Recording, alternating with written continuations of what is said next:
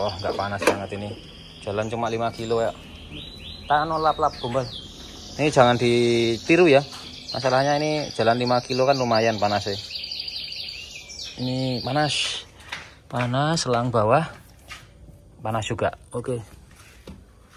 Wes jalan kok jane muter dia. Cuma radiator ini ada bocor apa enggak kita periksa. Tuh ada tekanannya dia. Nyembur. Dikurangin terus tekanannya. Wes. Nah, cara bukanya gitu kalau panas. Terus mundur sih. Oke, assalamualaikum warahmatullahi wabarakatuh. Halo semuanya, ketemu lagi sama saya Sungging Trenggono di channel saya ST Mobil TV. Ini kita ada teman kita itu Luxio yang tadi itu overheat panas, selangnya itu lepas, terus dipasang lagi selangnya, diisi air, tetap lepas lagi yang bawah. Jadi kita mau cek lagi kenapa dia itu sampai selangnya lepas, tekanannya tinggi gitu kan. Kenapa selang lepas itu otomatis karena tekanannya tinggi, karena dia ada pengunci selangnya kan gitu ya, klemnya. Nah ini kenapa lepas itu masih kita periksa tadi di jalan di pom bensin. Sekarang kita mau cek. Nah ini saya tunjukkan cara pengecekan sistem pendingin yang bener. Nah ini kayak gini nih cara pengecekan sistem pendingin yang bener di mobil ya. Oke, ini kita mau cek mobilnya yang tadi itu mobilnya overheat itu kenapa, apa kena kehabisan air radiator ataupun ada hal yang lain. Jadi kita pemeriksaan untuk sistem pendingin mesin mobil itu ini alatnya. Nah ini alatnya teman-teman semua, ini alatnya. Sini masih, aduh, ini alatnya namanya radiator tester. Nah ini sini kita bisa ngecek macam-macam radiator ya. Ini sudah tersedia beberapa adaptor-adaptornya disesuaikan sama mobil-mobilnya. Biasanya kayak gini-gini ada Eropa. Nah ini biasa yang digunakan untuk mobil-mobil umumnya Jepang ini. Nah caranya gimana? Nah sekarang kita pengen tahu sistem pendinginnya itu ada kebocoran enggak. Jadi pengecekan yang seperti ini itu gunanya untuk apa sih? Yang pertama itu kalau radiatornya ataupun airnya ya, air radiatornya itu sering habis gitu atau sering berkurang, terus ada kebocoran silinder head yang katanya orang-orang harus turun separuh, itu bisa dicek dengan ini. Nanti kalau umpamanya ada kebocoran kan kita cari kebocorannya. Ini untuk ngecek kebocoran. Kebocorannya itu ya macam-macam ya. Ada yang dari radiatornya nanti kelihatan bocor, ada yang dari selangnya, ada yang dari water pumpnya, ada yang dari silinder headnya atau headnya itu ada yang rembes atau bocor masuk ke ruang bakar gitu. Segala macamnya itu bisa pakai alat ini. Nah kalau teman-teman nanya ini alatnya berapa? Kalau online harganya 800.000. Kalau di toko yang merek-merek itu ya ada yang 3 juta, ada yang 2 juta, ada yang 6 juta. Tergantung kualitas dari masing-masing spare partnya. Ini nggak ada mereknya ini, makanya murah meriah ini. Nggak ada mereknya karena belinya online. Ini nggak ada mereknya, kualitasnya yo kurang lah intinya gitu. Tapi ini sudah lebih baik dibandingkan kita tidak pakai alat, cuma nerka-nerka atau cuma ngeliat aja tanpa kita pakai alat. Jadi kalau pakai alat ini sangat-sangat membantu ya. Sekarang kita lihat yuk. Caranya adalah tentunya mobilnya harus kondisi dingin dulu ya, jangan sampai panas. Kalau panas ini kan nggak boleh dibuka. Oke, caranya seperti ini. Bukanya itu jangan, nggak boleh pas posisi panas, harus posisi dingin. Kalau pas panas bukanya itu harus pakai cara, karena pakai apa, kanebo apa lap ya, apa sesuatu yang bisa menahan ini sambil dibuka, ini sambil tekanannya dikurang-kurangin gitu. Kalau modelnya masih panas gitu ya. Ini kebetulan masih dingin. Udah dingin kok, masih dingin. Nih kita masukkan seperti ini. Ini sebagai pengganti tutupnya. Nah kita putar seperti ini.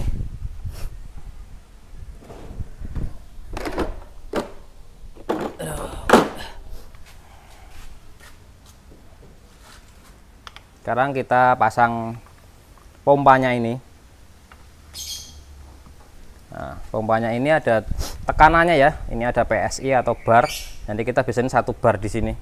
Karena kan tutupnya ini ada tulisannya nih ya, teman-teman semua ya. Tulisannya 1,1 bar ini. Jadi maksimal tuh di angka 1,1 tekanannya. Makanya kita di sini dikasih 15 lah, 1,5 situ, 1 sedikit gitu. 1 lebih dikit. Jadi kita cek ini bocor apa enggak. Nanti kalau bocor otomatis kan turun tekanannya seperti itu. Nah kita kasih seperti ini. Nah, nanti dia turun apa enggak, kita biarkan.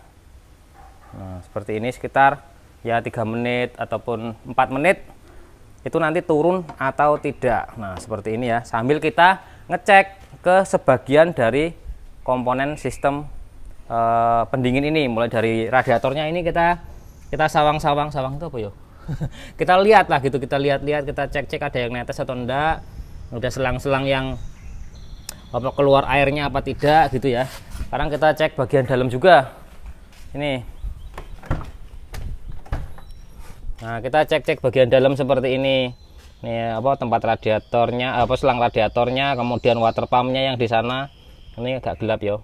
Tak cambilin senter. Yuk. Nah, ini kelihatan ya dari sana tuh. Nah, water pumpnya itu ada bekas-bekas rembes-rembes seperti itu. Ada putih-putihnya di sana. Nah, itu ada putih-putihnya di sana itu, kegeser sana Mas. Nah, tuh kelihatan ya. Tuh kelihatan putih-putih itu yang saya tunjuk ini. Nah, ini pada putih-putihnya di sana.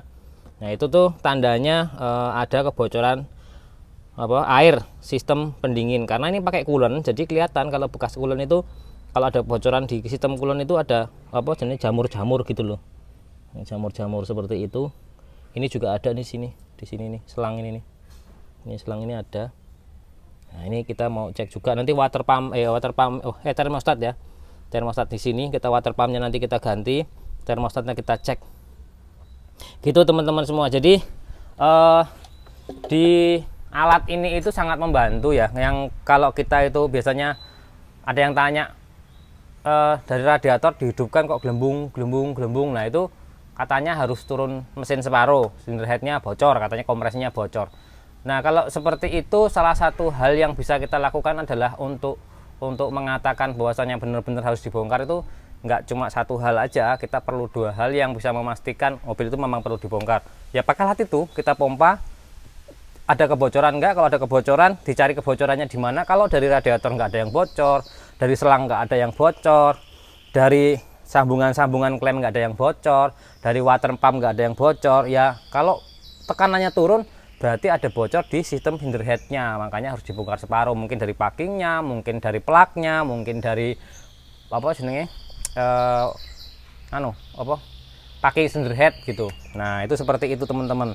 Jadi caranya alat itu sangat-sangat membantu kita untuk menganalisa mobil itu layak dibongkar karena ada kerusakan di sistemnya atau hanya ada udara yang di sistemnya itu mengganggu sirkulasi, kan biasanya gitu. Kalau Grand Max ini ada nepelnya untuk buang angin. Kalau kita pas mau ganti radiator segala macam, dia harus dibuka. Kalau nggak dibuka otomatis panas mesinnya, walaupun cuma ganti air radiator, akhirnya malah overheat ya. Oke teman-teman, sekarang kita action mau ganti water pumpnya. Seperti apa kondisinya kita lihat aja, yuk. Ini kita sudah ganti water pump sama termostatnya, karena termostatnya pecah. Ini karetnya pecah ya, tuh pecah. Jadi ini rusak, ini sudah rusak, ini karetnya pecah. Ini karetnya udah melar juga. Jadi kita langsung ganti yang baru original 300.000. Nah, ini pakai coolant asli Daihatsu juga. Water pumpnya ini nih, gede. Nah, ini water pumpnya, gasnya bocor ya, ini di sini. Ini buangan untuk air ketika bocor, dieselnya udah rembes, dia akan kebuang ke sini rembesnya. Gitu ini kondisinya. Jadi kita sudah ganti water pump, kemudian ganti coolant pakai Daihatsu original.